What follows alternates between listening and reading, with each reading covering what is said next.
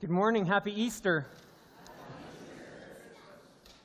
Welcome to Southminster Steinhauer United Church. Welcome to this place of spiritual exploration. Welcome to this community of diversity, of acceptance. Welcome to this circle where we're invited to open ourselves each to compassion and depth, knowing that we're each important, we're each valued, we're each a part of this circle. Whether we've been here once, whether we've never been here before, or whether we are a part of this circle on a regular basis, we're each valuable and we're each part of this morning. No matter who we are, we're welcome and safe to explore honestly here, and so welcome to each one of us.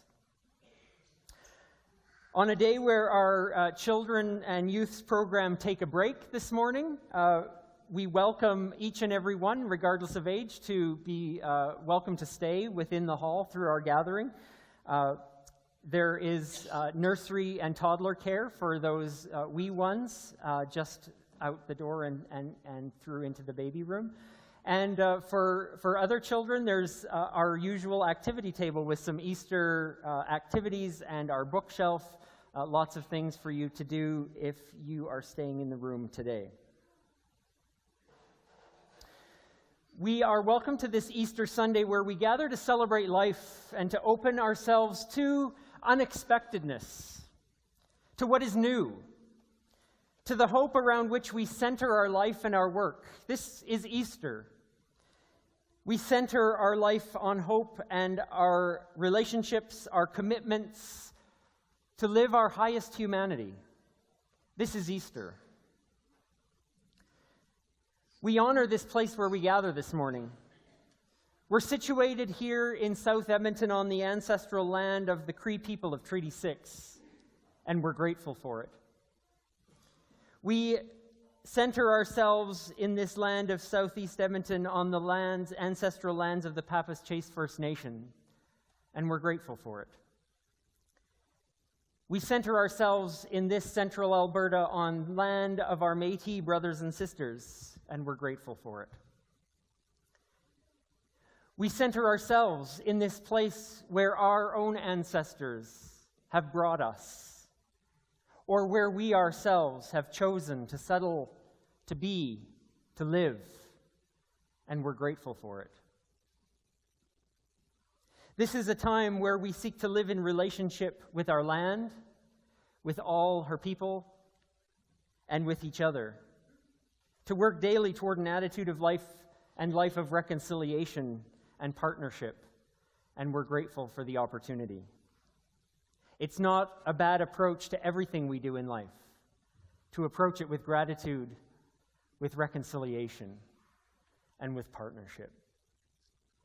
On this morning, as we gather to celebrate this Easter celebration, may we let music lead the way into this festival of Easter.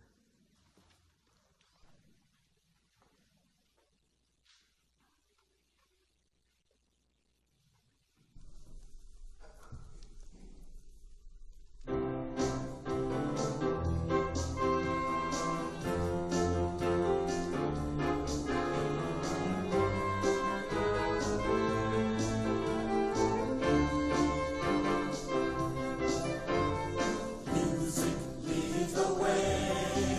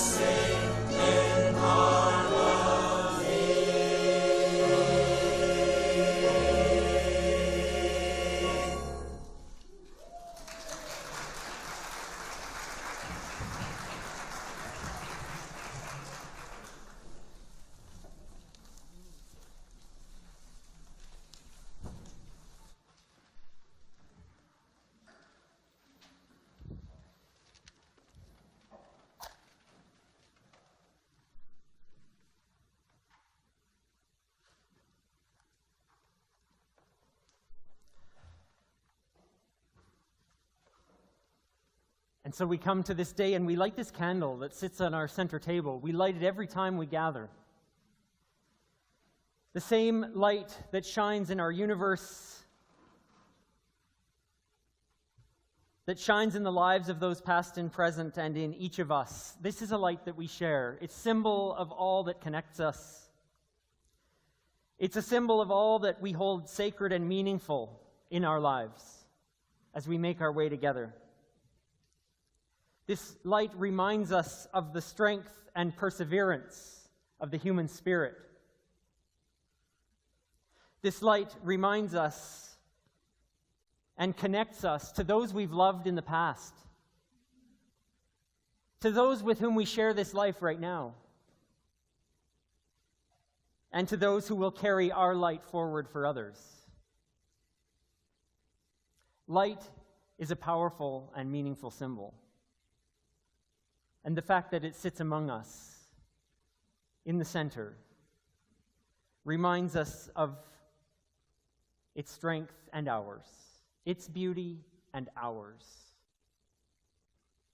May we be reminded here as we continue to watch this flame glow over the course of our gathering. May we be reminded of our most worthy aspirations, inspired to bring our gifts of love to this world, our gifts of compassion and justice to this world. And may we know once again that we're never alone. We're not isolated beings, but connected in body, spirit, mystery to the universe, to this community, to each other, and to all. May it be and may it glow.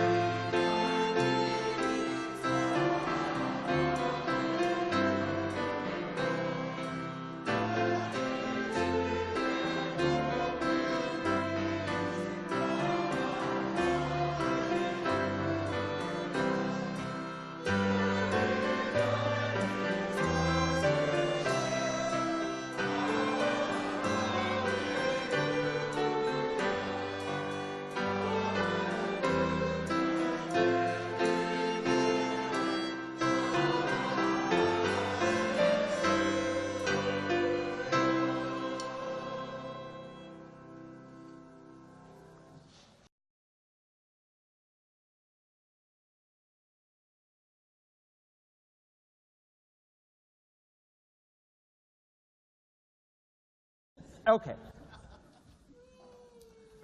Oh, good morning, everyone. Happy Easter. What an exciting morning this is. I want to talk to you about something really important about Easter. Easter is about unexpected things. Easter is about learning that life is a bit unexpected. It's a bit surprising sometimes. So I want to show you a picture, first of all. I took this 2 days ago. Maybe some people in your family took some pictures a couple days ago because it was Easter weekend and it snowed, and that's surprising. Last Easter there was no snow, and we were just getting ready for spring, and then it snowed. Well, that happens sometimes, but it's always unexpected. It's always a big surprise. But I also brought a picture of this because when you go outside today and you leave this building, right when you leave the door, if you look to your left, there's some bushes right by the building. And poking up through those bushes, even though there's snow, you might have to dig a little. You could do that. You could dig through the snow. It's wet and mushy. There's little tulip sprouts coming up out of the ground. That's surprising because who expects little, what will be flowers very soon to come when there's snow on the ground? It's just so unexpected. These two shouldn't go together, right? It's just unexpected. There's not supposed to be snow. There's not. Well, that's where we live. We just have to get used to it. Now, I want to show you another picture. What would happen if you left your car? It's spring, It's spring. plants are growing. So plants are growing. That makes total sense. Yes, it does. Even if there's snow on the ground. Imagine you left your old car in the middle of a field and just left it there for a good long time. Would you expect this to happen? Look at a tree grew through the car. That's unexpected. You know what? Life will always find a way to grow. Look at that, even if there's a car in the way.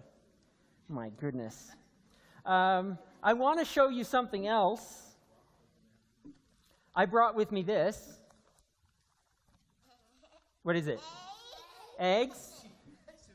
Sushi? I'll show you. Eggs. You've got those at home, right? Do you ever do this? Oh! It bounced right over there. You never do that with an egg, do you? Well, that was unexpected. That's a bouncy egg. No, you can't try. Well, then we'd have to have everyone try. We'll do that later. Okay. That was unexpected, right? No one expected that. Okay, I've got something else. Oh, wait. You didn't see that, did you? Yes. Oh, darn. The Easter story reminds us of something very important. We're all very young right here, right? Of course, we're all very young. But even if, I'm not looking at anyone, even if, listen, we have a lot of years left in our lives. We have a whole lot of living to do. But I want to tell you this, because even if you're young, we can think about this. We can think about, once we've lived our whole entire lives, once we've lived our whole life, and I hope that's a very, very long time for all of us. Once we've lived our whole life long, even though it's sad when we've lived our whole life and it comes to an end, we learn that love lasts forever. This is very important for us to learn, because we have days that we can do really fun things with, and we have days where we can love the people around us. We can love our family. We can show love to our friends. We can even love strangers by doing kind things. All of that love makes us very important people. It's our love that makes us important. Like if someone gets hurt and you say, "Are you okay?" Yeah, exactly. If you say, "Are you okay?" if someone gets hurt, if you are kind with people, if you're gentle with your words, if you show love in lots of different ways, this makes us very important. And you know what? When our life is done, our importance doesn't end. Our importance still goes on because of our love. That is an amazing thing. And it'll take us a whole lifetime to figure that out and how we can share that love in such an important way. But it's so important, I want to tell it to you again. Our love makes a big difference in life. And even after our lives, our love continues to make a big difference. It's very important that we know that. And it's a surprise. Lots of us are surprised by that. That I can remember my grandmother, who's not living anymore, and I can remember little things she did that showed she loved me, and it shows me that she's still important. Her love makes her important. And it's the same for all of us. That is the great thing about Easter. So, I have with me something of a tradition. Every Easter, I like to hand... Now, just wait 1 second. You can have one. I just want to say, every year I hand out little Easter treats. I know you have lots at home, but it's Easter, so why not, right? So I'm used to handing out M&Ms or something yummy like that. So I thought that we could... Oh. Why don't you take one? Take an egg, gently, take an egg. Now, take an egg and very gently open it up.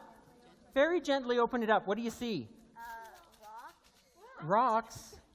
Oh no, did I bring the ones with rocks in them? Chocolate rocks. Oh no. Chocolate rocks. I brought the ones with pebbles. No, they're chocolate. Oh shoot. Chocolate rocks. Yummy. No, they're chocolate. Oh, they're chocolate rocks, thank goodness. Woo-wee. Do you know what? Remember what I said? Life is full of surprises. You thought they were rocks. They're chocolate. Happy Easter, everyone. I hope your day is full of surprises, and I hope your life continues to be full of surprises. I think the janitor will be surprised. Happy Easter. Let's go back to our seats or our activity places, and we will keep having a great Easter.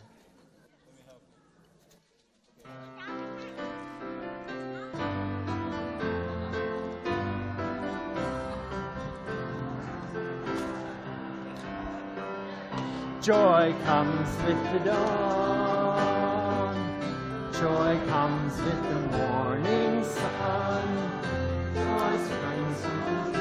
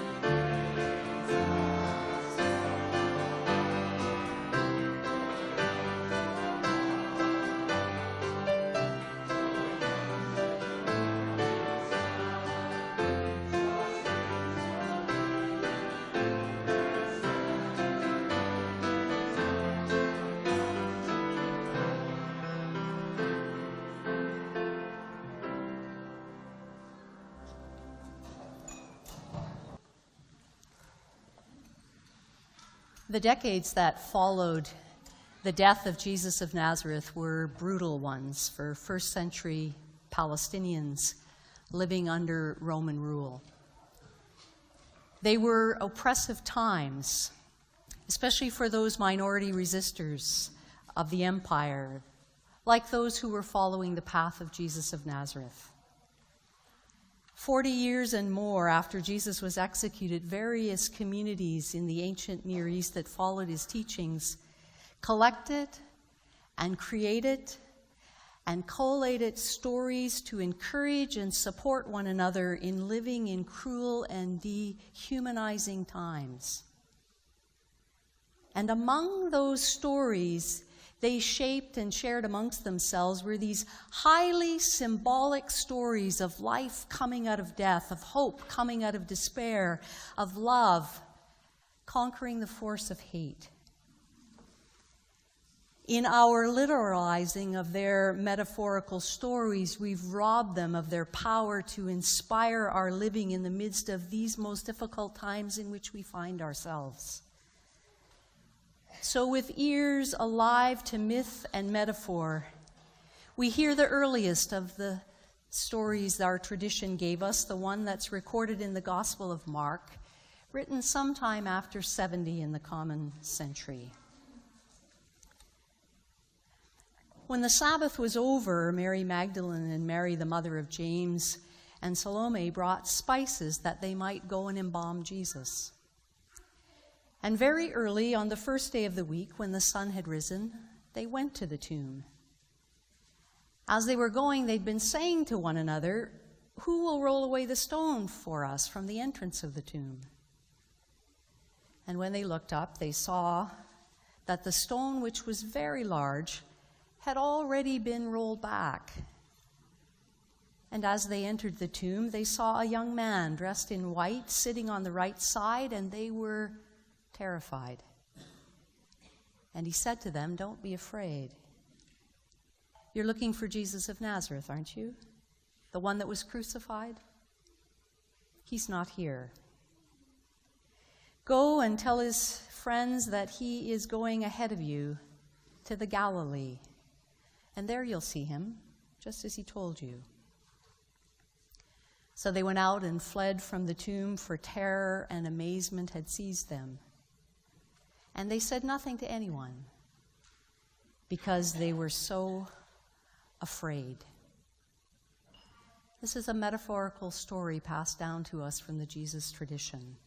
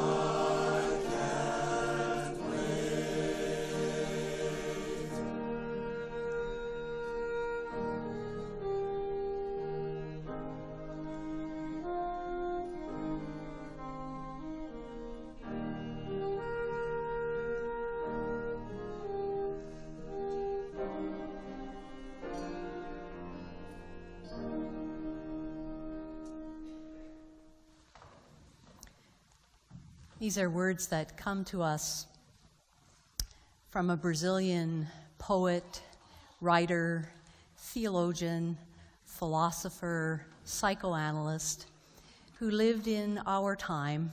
He died 2 years ago, Ruben Alves. What is hope? It's the presentiment that imagination is more real and reality is less real than it looks. It's the hunch that the overwhelming brutality of facts that oppress and repress us is not the last word.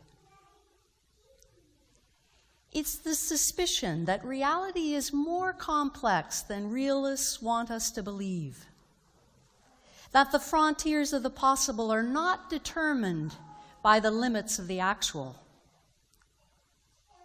And in a miraculous and unexplained way, life is opening up creative events which will open the way to freedom and resurrection. But the two, suffering and hope, must live from each other. Suffering without hope produces resentment and despair. But hope without suffering creates illusions, naivety, drunkenness. So let us plant dates, even though we who plant them will never eat them. That is the secret discipline. It's the refusal to let our creative act be dissolved away by our need for some immediate sense experience. And it's the struggled commitment to the future of our grandchildren. Such disciplined hope is what's given the prophets, the revolutionaries, and the saints the courage to die for the future they envision. They make their own bodies the seed of their highest hopes. This is the wisdom of a Brazilian liberation theologian.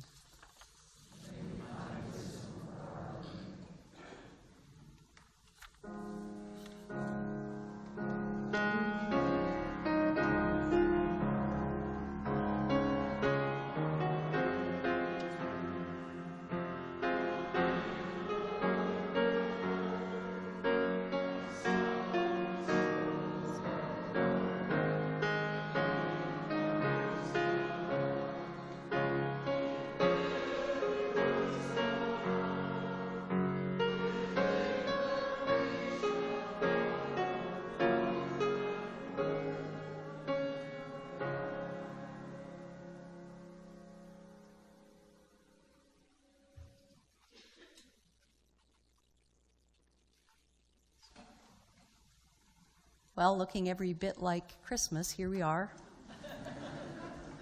face to face with what we call Easter. This very fundamental festival of our faith that comes around just after the first full moon of equinox every year to awaken us again to what it is to be an Easter people who live in a Good Friday world. We're immersed in the realities of what it is to live in a Good Friday world. In a world where state-sanctioned violence attacks protesters in Tiananmen Square and on the streets and squares, wherever resistors of racism or poverty or corruption or injustice choose to march. Where those who have been entrusted by us to keep the peace use their weapons to respond to prejudice and fear. Where state-sanctioned violence inflicts unspeakable pain and suffering with bombs and weapons. where egos flex their muscle to fire missiles and drop bombs and destroy lives and habitat as a matter of political strategy. We live in a Good Friday world where those steeped in extremism or in the grip of some addiction turn engines and guns on families and strangers, where we have somehow come to accept as normative the hunger of many in a world that could feed all, and the poverty of many and the wealth of the few. And into our Good Friday world comes the story of a people who were determined to create Easter in their Good Friday world, where the state had used its power to execute their leader and leave them vulnerable to the same fate, where state-sanctioned violence had sought to silence the voices of those who had dared to resist the powers of the empire, where the policies had succeeded in turning landowners into day laborers in just a generation, where they had co-opted and corrupted the religious authorities to use their powers to aid and abet Roman occupation, that applied force wherever necessary to kill any alternative to the rule of Caesar, and any ambitions for a resistance movement called the Kingdom of God or the Beloved Community, an alternative to empire. Jesus of Nazareth was executed because his economic vision was incompatible with the power of the empire. It was a vision of Easter in a Good Friday world. And those Easter ideas rarely get the headlines in a Good Friday world. That's why we remember the names of battles and individuals and disasters, but not the names of those who brought life out of those deadly experiences with their compassion and their courage. I recently met the story of a young woman named Christina. Christina was abducted and assaulted and murdered in a state park in Maine. The Warden Service and a number of policing agencies were involved in recovering her body, in gathering and evaluating evidence. A painful experience for everyone involved, and most especially for her family. It's one of those situations that tests our sense of good and evil, that questions our very essence of who we are as a species, which raises all the improbabilities of this young woman meeting this particular guy in this particular parking lot at this particular time. And in the midst of this Good Friday reality, which would make the headlines, there were the untold and unseen stories of those who reenacted the miracle of Easter. With no power to change the reality of death, but with every power to bring their acts of love into the midst of this horror. What would never make the news were those places where love was in this situation.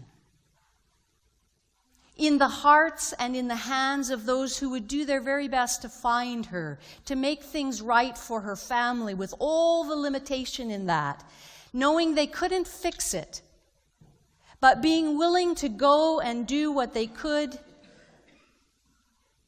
was a beautiful thing, even though it was about fixing nothing.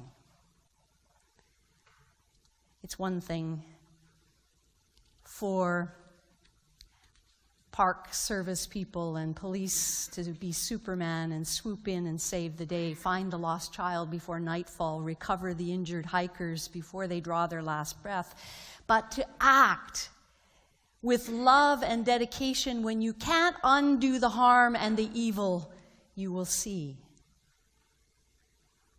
It's another thing to accept that sometimes the only miracle we can participate in is the resurrection of love in the unchanged fact of death. Ironically, the name of the lead detective in this case was Anna Love. And within 3 days, she worked through all the evidence, identified a prime suspect, interviewed him repeatedly along with all the other witnesses, and went to the scene with him. And in between all that, over 3 days and 3 nights, she slipped into the privacy of her lieutenant's office in order to pump milk for her newborn child and send bottles of milk home for her husband to feed their infant. This is Easter love in a Good Friday world. You can't shave the edges away so they'll match. You have to let them sit there as separate things. You have a terrible event, unjust, cruel, harmful, hurtful, unredeemable. And you have dozens of dedicated individuals and a lead detective motivated to do what they could with their love for life, with their love for a stranger, with their love for a heartbroken family. For me, this story is instructive about what it is to be an Easter people in a Good Friday world. For me, the miracle of Easter isn't about the magic of a corpse coming back to life. The miracle we call Easter is about a broken-hearted community coming back to love. Resurrection is the choice to love again, even in the midst of everything that screams hate. It's about being a people who can see the world as it truly is, in all its Good Friday ugliness, and refuse to believe that only a Good Friday world is possible.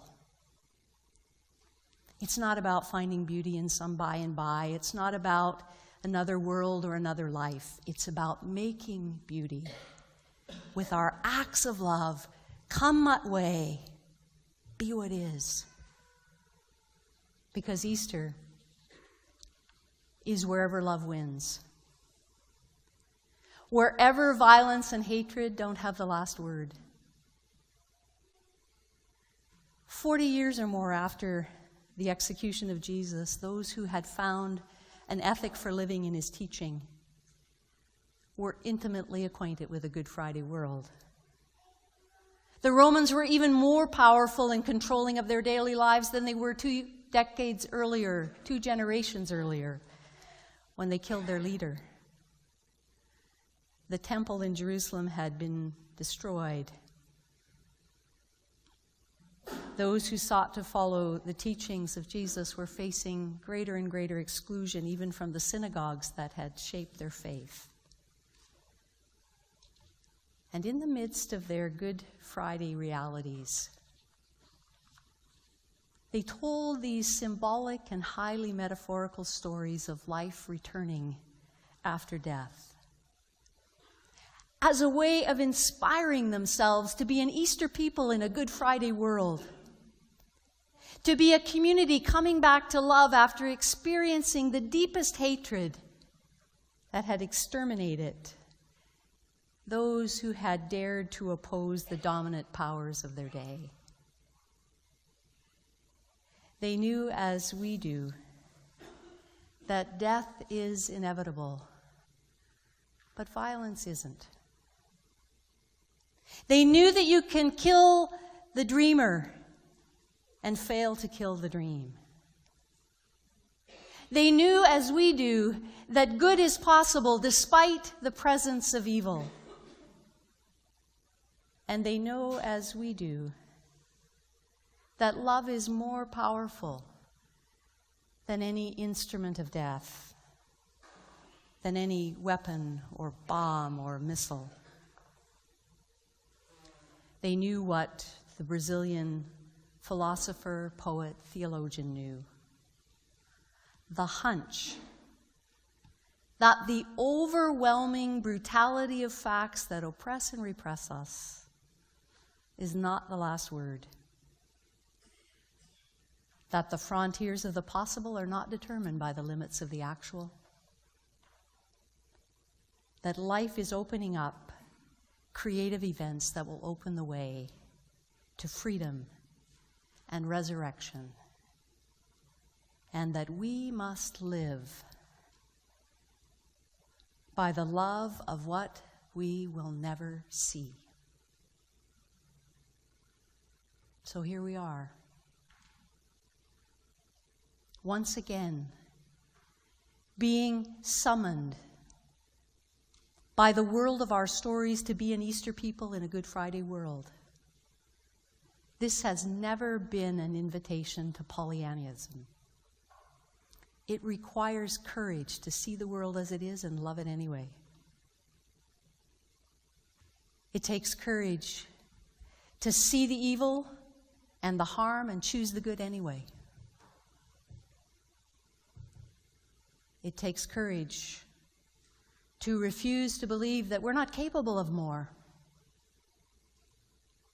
It's to plant our love as those who plant dates, whether or not we ourselves ever eat them. It's to defy and resist the powers and the policies of a Good Friday world by being an Easter people who persist in loving the world in all its beauty and in all its brokenness. To live as human beings should live in defiance of all the bad around us. That's what it is to be an Easter people. So, where does life in all its Good Fridayness ask us to Easter up and come back to love?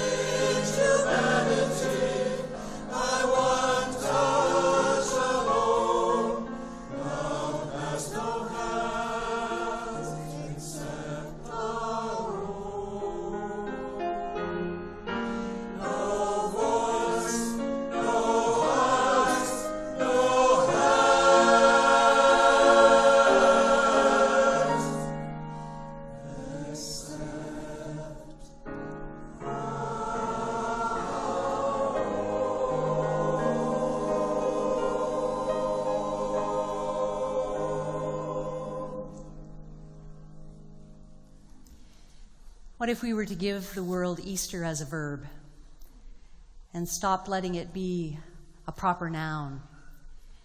What if we were, in a Good Friday world of extremism, to reclaim the word radical always as modifying the word love?